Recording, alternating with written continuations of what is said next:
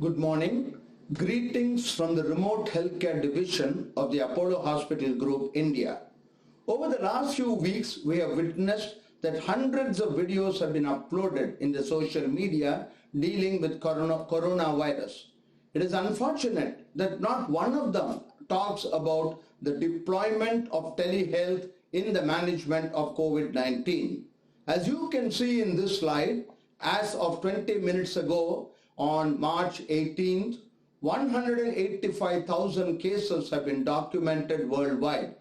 India at the moment is in stage 2, and I do hope that in the next 1,000 seconds, I will convince every one of you that we would be doing an injustice if we do not use telehealth in the containment of the COVID-19 infection. Now, COVID-19 or the coronavirus has in just a few weeks transformed life on this normally peaceful planet. This exponential disruption is not because of the biology of the virus per se, but mainly because of a consequence of the massive global measures being taken to contain the rapid spread. Global economy is taking a huge hit, and we do not know whether it's going to become worse or not.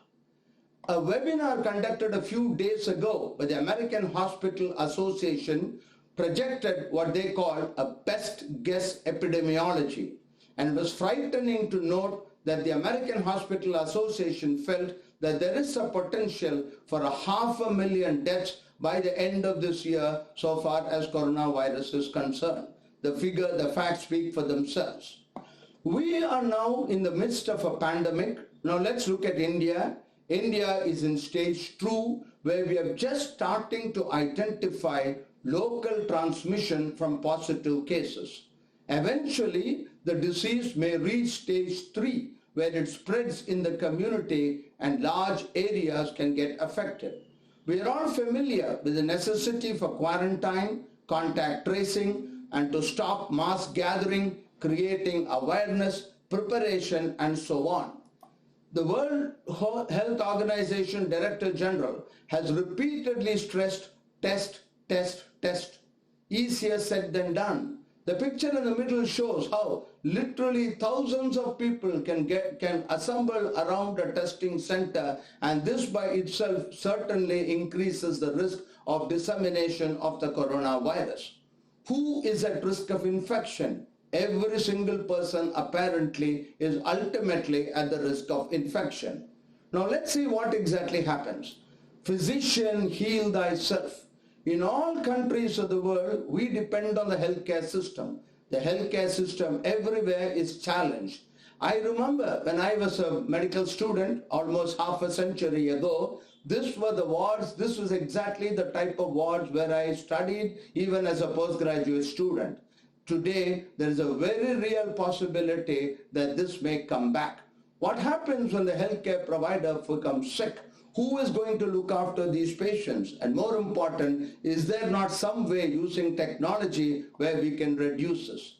The health of the healthcare workers during a pandemic is absolutely critical. Increased attention must be paid to the health of the healthcare providers. Just a few days ago, in one of the leading national institutes in Thiruvananthapuram in Kerala, 78 doctors had to be quarantined because one of the doctors proved to be coronavirus positive. The Center for Disease Control and the World Health Organization have strongly recommended using telemedicine to direct patients to the right site of care during the outbreak. Now, I'm just showing you a few photographs taken from the world media. It is amazing that telemedicine, suddenly everybody seems to be aware of it. China embraces telemedicine. Most of the TV channels in the United States talk about telemedicine. Hong Kong is using telemedicine. Singapore is using telemedicine. Let our technology do the traveling instead of our physically traveling.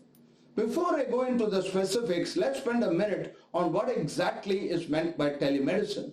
Telemedicine has made geography history.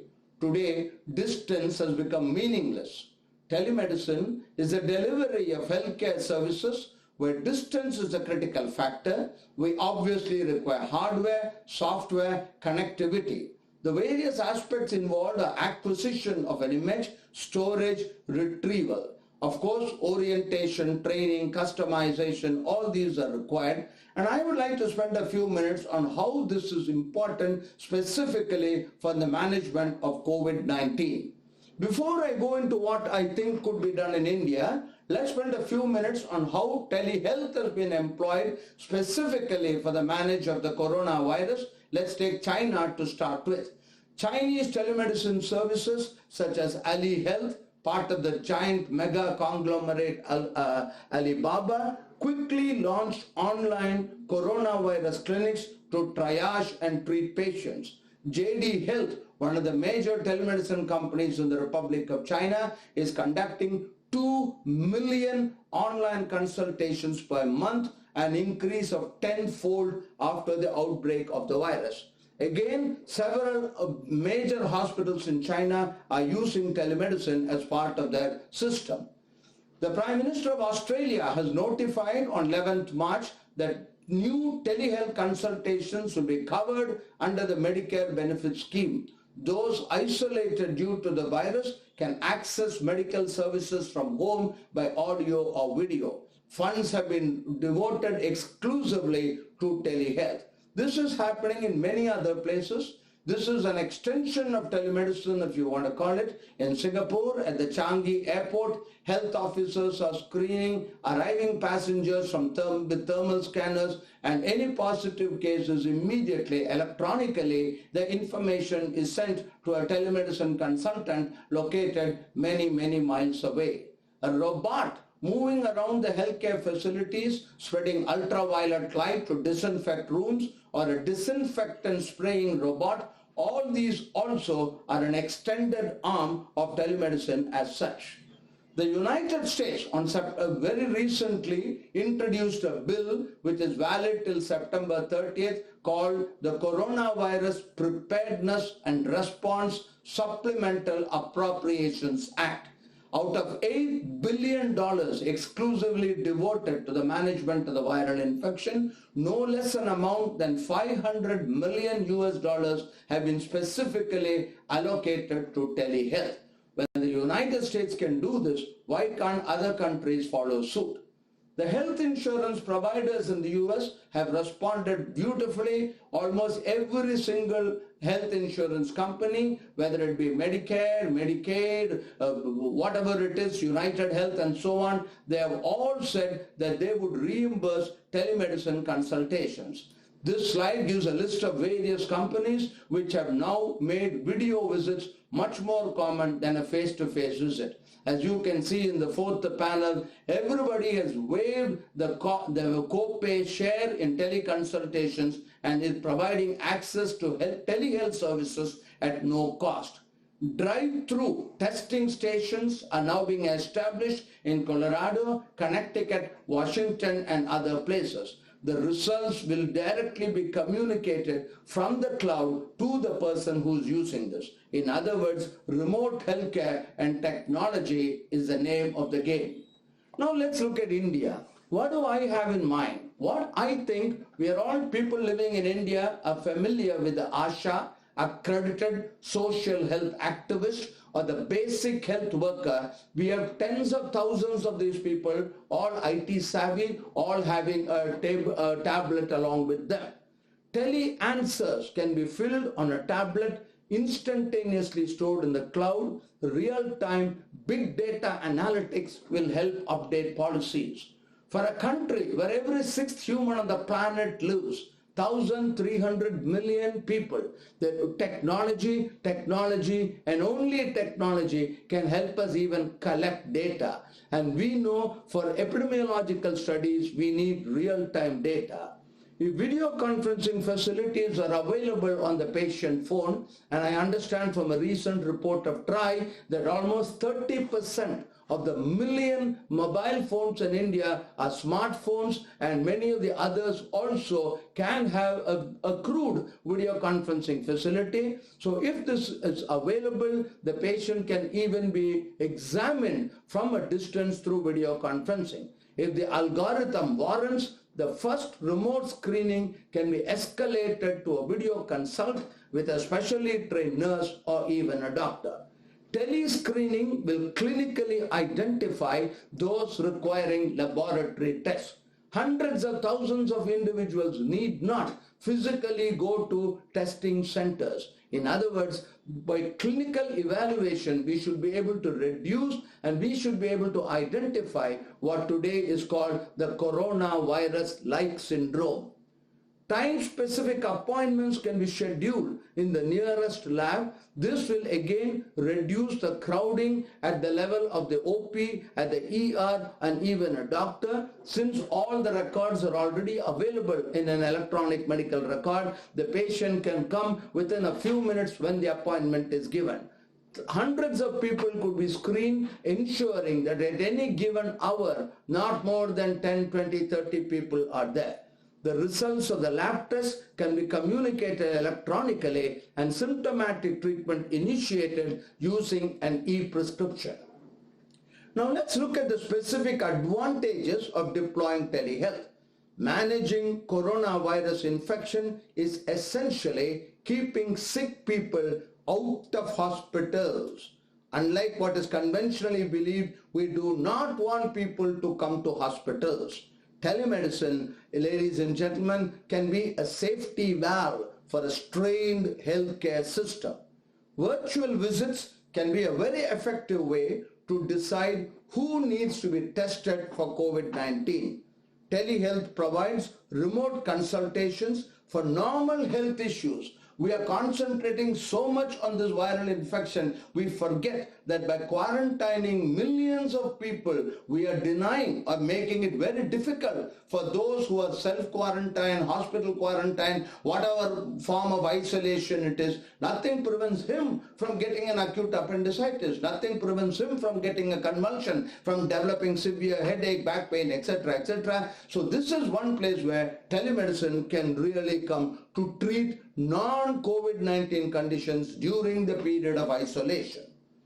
Automated screening algorithms with local epidemiologic information can be used to standardize screening and practice patterns across the providers.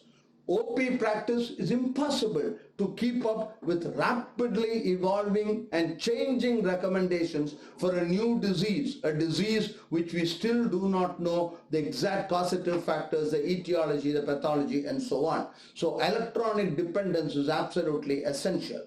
Health systems have already developed automated logic flows. Chatbots are now available for most of the tertiary care hospitals in India. This can do the initial screening and then decide whether the visit should be escalated from a chatbot to a trained nurse or to a doctor. It is critical that COVID-19 suspected patients are not, I repeat, not routinely referred to casualties or OP services. This will considerably minimize the risk of exposure to other patients and, more important, the risk to healthcare providers. A single remote clinician can also cover multiple sites spread over different geographies through teleconsultation. Almost every country has a shortage of healthcare providers. If healthcare providers themselves need to be quarantined, it would lead to a disastrous situation. Infected individuals with minor symptoms can be managed at home with simple measures and monitored frequently through telemedicine. This will significantly reduce the spread of virus in the community. We will always have a group who are very worried. These worried individuals can also be monitored virtually with reduced risk to the community. Theoretically or even practically, respiratory clinics, mobile clinics, manned by trained paramedical staff can be set up in remote locations. Doctors and specialists can do virtual teleconsults in these mobile clinics, which can even move from place to place on different days. Early identification can lead to isolation and, if required, hospitalization. Health education regarding the epidemic can be done through videos and animations in local language, and these videos can be delivered to the mobile phones. And this can also increase the awareness. Telehealth could be a crucial component of India's national strategy to build capacity to combat the virus while keeping healthcare facilities safe. Telehealth alone can be an effective alternative to in-person visits for patients with other healthcare needs. All the stakeholders in the ecosystem, whether it be the central government, the state government, private hospitals, insurance companies, laboratories, and most important, the individual beneficiary, everyone plays a vital role in realizing the potential of telehealth. What are the challenges in introducing telemedicine? It is easy to talk and say telehealth should be there everywhere. A rapidly expanding use of telehealth is a challenge for providers who at the moment do not have a telehealth program. It takes time to establish the necessary technology infrastructure, recruit virtual providers, provide training on best practices, educate patients about telehealth through patient-facing websites, social media, and direct outreach. One, unfortunately, has to negotiate coverage with the payers. It could be a public-private partnership with state governments. One needs to persuade insurance companies to reimburse teleconsults or facilitate direct easy digital payment by patients for professional services rendered. Resources need to be mobilized to build infrastructure and capacity.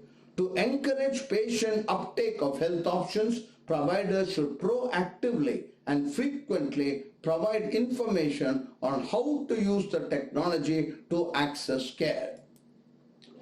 Remote clinical examination of a suspected coronavirus patient is eminently doable. A reasonable, adequate clinical examination can be done remotely so long as I have dependable bandwidth and a good, inexpensive video software. Fever, cough, shortness of breath can all be evaluated remotely.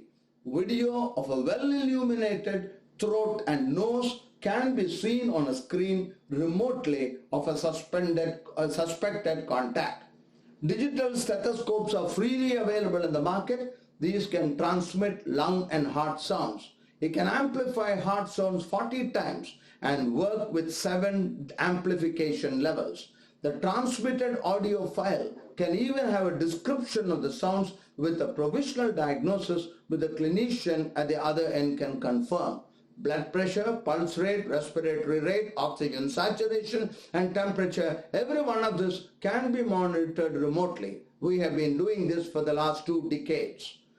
A layperson can perform basic examination and send the data to healthcare providers for detailed analysis. These are just some photographs taken showing a thermometer connected to a mobile phone and how you can look into the interior of the throat. So many devices are available which can help one peer into the throat, into the ear, into the nose, and so on. Small Bluetooth enabled stethoscopes, pulse oximeters, pocket-shaped L12 lead ECGs, pocket ultrasounds, high-dense webcam, all these are commercially available. So ladies and gentlemen, what is the way forward? No telemedicine program can be created overnight, but then a beginning has to be made. Now, not today, but yesterday, before it is too late. Like the All India Institute of Medical Science and the IITs, active existing telehealth systems can mentor and handhold new telemedicine systems which need to become operational on a war footing. If we can create a new medical college every fortnight during the last couple of years, certainly 10 telehealth departments can be created every day if there is a will to do it. 425 medical colleges, 650 district hospitals, and at least 1,000 secondary, tertiary hospitals in the private sector should have basic operational, functional telehealth units within the next 100 days. It is doable if the determination is there. Digital health is bringing out a revolution, shifting the point of care to where it should always have been all the time. The patient's abode, not the hospital. The hospital of the future is the patient's house, not ICU units. Awareness must be raised among patients about the benefits of telehealth. Technology acceptance as a behavior modification strategy should be considered. Even in the USA, 88% of companies with 500 or more employees offer telemedicine as part of their health benefits. However, only 9% of eligible employees used it. This mindset has to be changed. The problem is not technology, the problem is our willingness to accept virtual treatment. The Apollo TeleHealth system today provides almost 5,000 teleconsults a day, mostly for primary and secondary care in a public-private partnership. With a little tweaking, all the existing telehealth systems in the country can have an additional dedicated virtual COVID-19 telescreening program. Winston Churchill said, I quote, "Never let a good crisis go to waste." There are known knowns, there are unknown unknowns. Today, telehealth unfortunately comes in the last category, and I think very soon it is imperative that telehealth becomes a known known and be used in the management of this pandemic if we are going to prevent further problems from occurring. Thank you once again. Let us beat this virus together. Let us remember we can do it virtually, not necessarily face to face.